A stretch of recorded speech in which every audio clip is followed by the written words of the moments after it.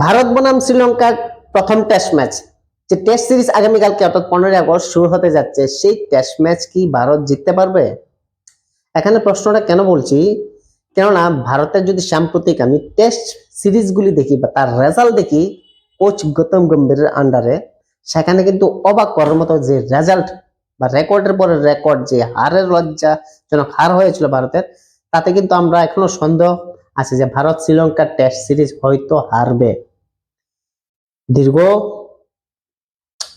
বছর পরে যদি শ্রীলঙ্কার এই সিরিজ হারে, তাহলে কিন্তু কোচ গৌতম গম্ভীরের নামে আর একটা বাজে একটা রেকর্ড তৈরি হয়ে যাবে টেস্ট ক্রিকেটের ক্ষেত্রে। বরাবরই ভারত টেস্ট ক্রিকেটের তেমন একটা ভালো টিম না বর্তমান সময়ে, যেখানে রোহিত শর্মা, বিরাট কোহলি, চেতেশ্বর পূজারা, জিঙ্কে রাহানে, রবি অশ্বিন এর মতো বোলাররা বা ব্যাটাররা নেই। তো সেই জায়গার মধ্যে ভারত কতটুকু শ্রীলঙ্কার মাঠে শ্রীলঙ্কাকে চ্যালেঞ্জ দিতে পারবে, সে কিন্তু দেখার বিষয়। শ্রীলঙ্কার মাঠে শ্রীলঙ্কা বরাবরই একটা দুর্ধর্ষ টিম, এটা টেস্ট ক্রিকেট হোক বা ওডিআই ক্রিকেট হোক বা টি20 ক্রিকেট হোক। সেখানে স্পিন ফ্রেন্ডলি যে উইকেট সেখানে তৈরি করবে বা সেখানে যে স্পিন ফ্রেন্ডলি উইকেটে খেলবে, সেখানে কিন্তু ভারতের মেইন পরীক্ষা হবে, যে জায়গার মধ্যে ভারতীয় ব্যাটাররা স্পিনের এগেন্সে স্ট্রাগল করে।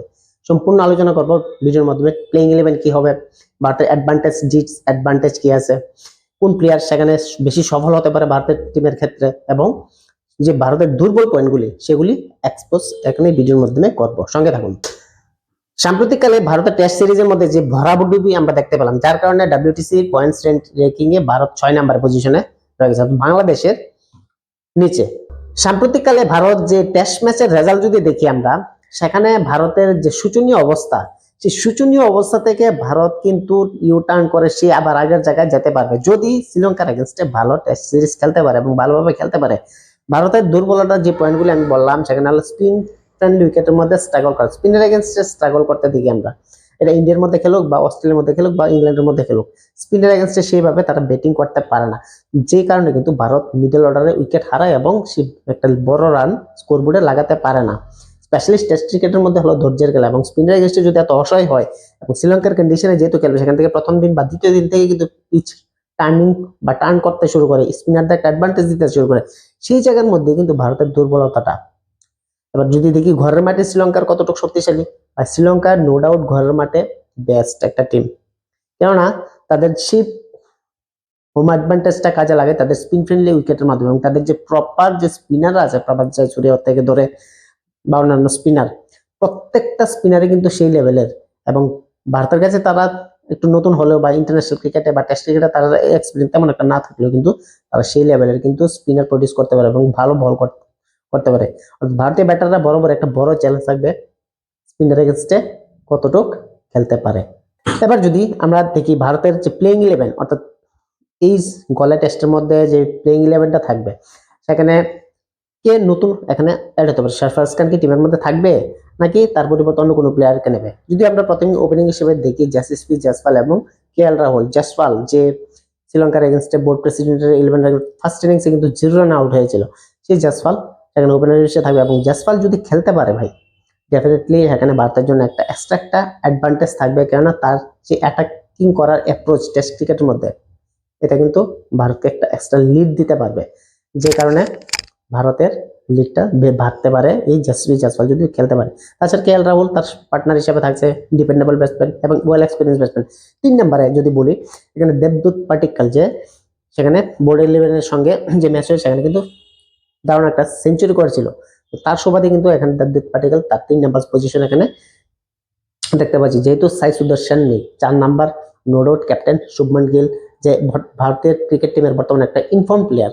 5 নম্বরে ঋষভ পান্ত, যে টেস্ট ক্রিকেটের একজন স্পেশালিস্ট যদি ব্যাটার বলা যেতে পারে, ঋষভ পান্ত এখানে আমরা দেখতে পাচ্ছি। তাছাড়া সিচুয়েশন বুঝে তার নিজের খেলাটা কিন্তু খেলতে পারে, এবং এক্সট্রা যে একটা অ্যাটাকিং করার ক্যাপাবিলিটি, এটা কিন্তু ঋষভ পান্তের মধ্যে দেখতে পাই। 6 নম্বরের মধ্যে যদি দেখি, এখানে যেহেতু সরফরাজ খান টিমের মধ্যে নতুন অ্যাড হয়েছে, আমার মনে হয় না সরফরাজ খানকে এখানে টিমের মধ্যে প্লেইং 11-এ জায়গা দিবে, যদিও নো ডাউট সরফরাজ খান হোম কন্ডিশনে বা এশিয়ান সাব কন্টিনেন্টে ভালো গেলে, তারপরেও এখানে ধ্রুব জুরেলকে এখানে প্রেফার করা হবে ইনস্টেড অফ সরফরাজ খান। 7 নম্বরে রবীন্দ্র জাডেজা, 8 নম্বরে মানব সুথার, 9 নম্বরে কুলদীপ যাদব, যে ভারতের মিস্ট্রি স্পিনার, যেখানে শ্রীলঙ্কার উইকেটের মধ্যে খুব একটা ভাইটাল একটা প্লেয়ার এখানে হবে, যেহেতু বোথ সাইড এখানে টার্ন করতে জানে।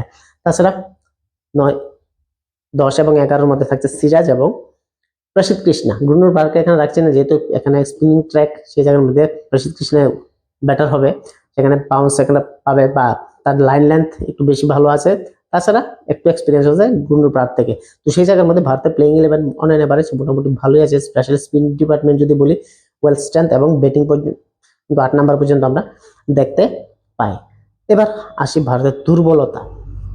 ভাই টেস্ট ক্রিকেটের ক্ষেত্রে ভারতের যে ভরাডুবি হয়েছে তার সবচেয়ে বড় দুর্বলতা হলো মিডল অর্ডার এবং টপ অর্ডার ভালোভাবে স্পিন খেলতে না পারা। আর এবার যদি শ্রীলঙ্কার এগেনস্টে যদি সেম কন্ডিশন হয়, তাহলে কিন্তু এখানে বড় একটা পদক্ষেপ নিতে হবে ভারতের যে টেস্ট ক্রিকেটের স্পিন খেলার যে দুর্বলতার পয়েন্টগুলি সেগুলি শুধরাতে। কেন কোচ গৌতম গম্ভীর আন্ডারে ভারতের যে বর্তমানে টেস্ট ক্রিকেটের যে দশা হয়েছে, এখানে আমরা বলতে পারবো যে ব্যাটিং কোচ সেখানে কি করছে, কি দিচ্ছে। প্লেয়াররা ঠিক যে ইন্ডিয়ান প্লেয়ার স্পিন খেলার জন্য খুব বিখ্যাত ছিল, খুব ওয়েল স্পিন খেলতে পারতো, সেই জায়গার মধ্যে ভারতের ব্যাটাররাই বর্তমানে স্পিন খেলতে পারছে না।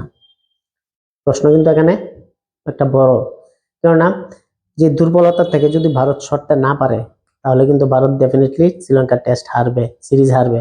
তাছাড়া ভারতের আরেকটা দুর্বল পয়েন্ট, যে জাসপ্রীত বুমরার মতো একটা বলার নেই, যে নাকি টেস্ট ক্রিকেট হোক বা ওডিআই ক্রিকেট হোক বা টি20 হোক, এক্সট্রা একটা অ্যাডভান্টেজ কিন্তু দিতে পারে বা অপোজিশনকে চাপে রাখতে পারে। সেই জাসপ্রীত বুমরা না থাকার কারণে ভারত কিন্তু এখানে দুর্বল দেখাচ্ছে। তাছাড়া ওভারঅল মিডল অর্ডারে যেহেতু স্পিন খেলা এত একটা এক্সপিরিয়েন্স নেই, সেই জায়গার মধ্যে অ্যাটাকিং মোডে প্রত্যেকটা ব্যাটার খেলে, ঋষভ পান্ট থেকে ধরে ধ্রুব জুয়েল থেকে ধরে শুভমন গিল বা দেবদেব পাটিকাল, সেই জায়গার